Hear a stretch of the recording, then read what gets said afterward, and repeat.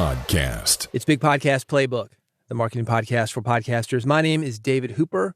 BigPodcast.com is the site, and this is what we do here.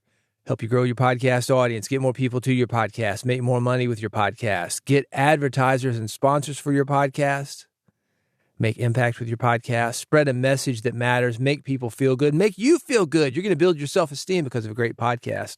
And if you want to do that, you are in the right place. I got a letter here, a listener letter.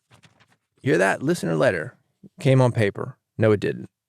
It came via email, and then I printed it. Here's what it says. Hi, David. First off, thanks for your podcast and all the super practical advice you share in growing and engaging an audience. You've become my go-to voice whenever I think about why my show isn't connecting the way it should. Well, that's exactly what I want to do. Thank you very much. Here's my struggle. I host a weekly interview podcast for early-stage founders. Downloads are decent for a day or two after launch, but almost no one seems to stick around. My completion rates hover around 35 to 40%, and hardly any listeners move from I checked out one episode to I'm a regular. I feel like I'm constantly talking to strangers instead of building real community. I want to reach into this part of the letter before we finish up the letter. The struggle, host a weekly interview podcast. That's pretty standard. And a weekly show is great because it's not too much, but it's consistent. The other thing that's nice about a weekly frequency is that you get into the habit. People most of the time, if you look at their Monday, for example, or their Friday or their Saturday, it's going to be the same thing that they did on Monday or Friday or Saturday the week before. So your podcast can become one of those things. So that's a good thing. She says, downloads are decent for a day or two after launch, but almost no one seems to stick around. I don't know how she would know that. Maybe that's later on in the letter here. Downloads are decent for a day or two after launch. That's pretty common for books or albums. For example, if you release a book, there's all this promotion around a book, usually with a traditional method, not like a slow burn method. So we can talk about that here later on in this episode. But more or less, because of subscribers and because of the promotion that you're doing, a day or two after launch, that's going to be pretty common. But she says almost no one seems to stick around. Again, I don't know how you know that. She is looking at completion rates, 35 to 40%. Let's look at that for a second. Does that maybe mean that you're going on too long? A lot of podcasts, for whatever reason, we think they need to be an hour. You're getting 35 to 40%. This is one of the things that I've talked about, and this is especially true for commuters. A commute, on average, it's about 20 minutes in this country. Sometimes you look at a podcast and you say, well, it's an hour, 2 hours, sometimes 4 hours. These Joe Rogan, Tim Ferriss style interviews. That can be overwhelming to people. And because of that, sometimes having a shorter podcast is better. It's not as overwhelming. If you look at this podcast, most of the time pretty short. And because of that, you're more likely to have more people complete. But anyway, yeah, 35, 40% for, let's say, an hour. I'm making an assumption. It's not the worst, but it's also not the best. With that said, if you were to have a blog post or a YouTube video, they'd be killing for 35 to 40%. That's one of the great things about podcasting. We sneak that information in. Somebody's busy doing something, commuting, at the gym, cooking dinner, and they can listen to more of your podcast and spend more time with you. That's what makes this such a powerful format. Hardly any listeners move from I checked out one episode to I'm a regular. I don't know how you know that. I don't know if it's because you're talking to people, but there's some things that we can talk about that can help you with that. I constantly feel like I'm talking to strangers instead of building real community. All right. On the last episode, I talked about building real community. I talked about a political campaign in my city, actually 1/3 of the city, but it's specifically to my neighborhood. It's a gerrymandered district. Everybody and his brother is watching it. It's basically David versus Goliath because of the gerrymandering and because of the way the state normally turns. It's flipping some stuff on its head. This woman is breaking through the noise. If you're interested in finding more about how to break through the noise, go back and listen to that previous episode. You can do that, by the way, bigpodcast.com/subscribe. When you subscribe, you get all these episodes. Next part of the letter, let's get to that. So far, I've tried, and this is actually what my suggestion was, shortening the episodes and adding hooky cold opens to make the first minute punchier. Did talk about shortening the episodes. Yeah, that's going to get you a better completion rate. The hooky cold open to make the first minute punchier. Yeah, that can get people sticking around. The way to do that is to tease something out, and you will see it happen often in radio. I do it all the time in breaks. If I'm going to a commercial break, and I'll give you one that's off the top of my head because I've just produced this in the last week. Had an interview, and this was a long one. This was for a 2-hour radio show. There was a story about a stolen truck full of cowboy boots, a semi-truck full of cowboy boots. So we're going to break. I cut in. Hey, it's David here from the control room. We've been talking about the lighter side of the trucking industry, but what happens when you flip that on its head? There is a dark side. Freight and cargo theft is very real. What would happen if you're hauling 40,000 pounds of cowboy boots and they get stolen? Well, that happened to our guest. When we come back, they're going to talk all about that. And then what happens when the load is found? We're going to talk about that too. That's coming up. And then you go into the break. So I've got two interesting things there. One, there's a stolen load. That's a mystery. It's dangerous. There's some stakes. And the other thing is, I'm specific about it. There's sort of a humorous thing. There's 40,000 pounds of cowboy boots. That's a lot of cowboy boots to unload. That kind of hook, that's usually going to get people to stick around. Not everybody, but some. The specificity, that's going to help you. Shorter episodes in general, obviously. If you can say the same thing in 10 minutes, what it was previously taking you to say in 20 minutes, you just save somebody 10 minutes. And you've also made it easier for them to complete. I don't know that completion rate is the issue. If they're hearing you for 20 minutes, whether that's 50% of your episode or 100% of your episode, doesn't matter. I mean, maybe you got some special stuff at the back that you're trying to bring people in on. At the very end of this podcast, I'll tell people to subscribe. That's the hardcore guys. There's a reason for that. I just mentioned this earlier, strangely enough. I don't usually do that because I don't have you invested into the show to do that. But yeah, shorten the episodes, that can help. The hooky cold open, that can help. Don't make it hype and kind of let people know where it is. I like the idea of teasing something that's going to come up, and you'll hear me do that here on this monologue. I know what's coming up because I've got the episode outlined.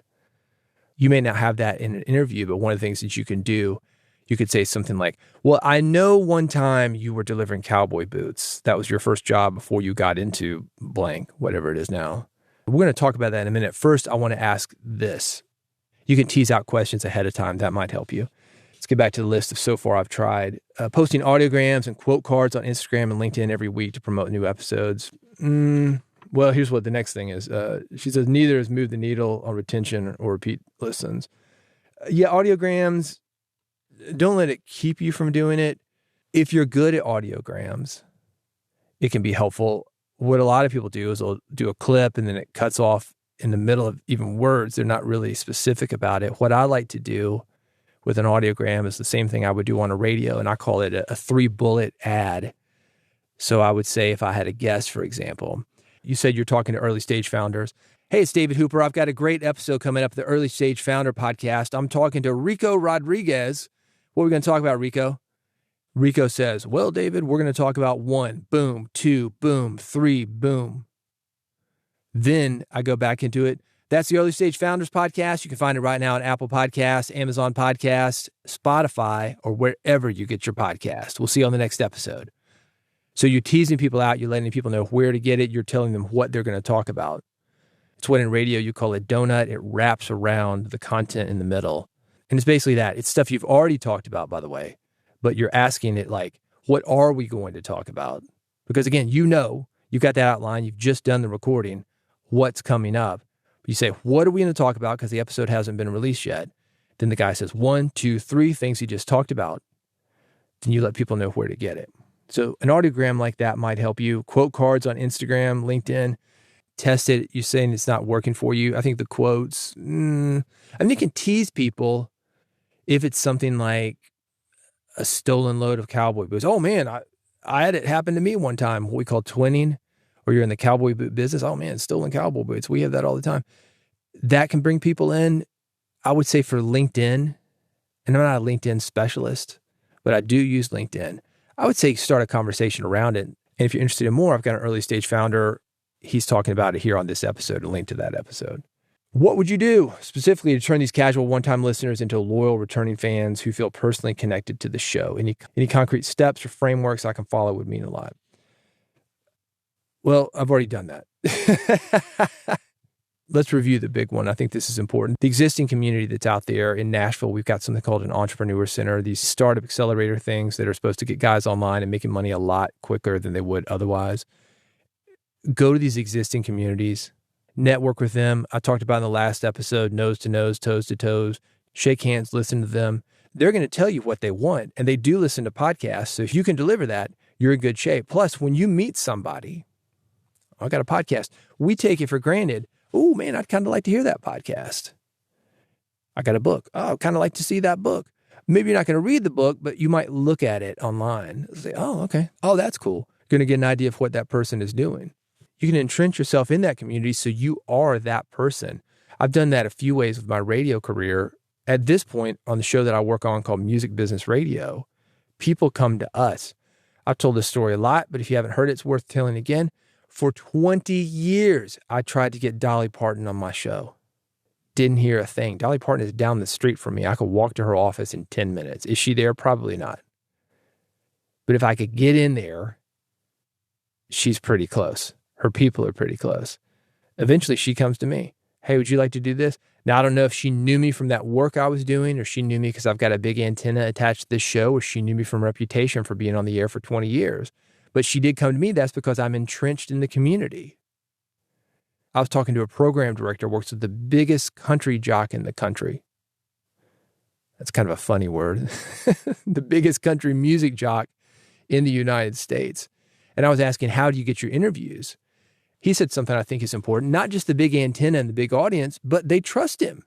You're working with early stage founders. A lot of these guys, at least the guys that I've worked with, they are trying to get money from other people to keep this thing running. They are vulnerable. They do not want to look or sound like idiots. They got to trust you.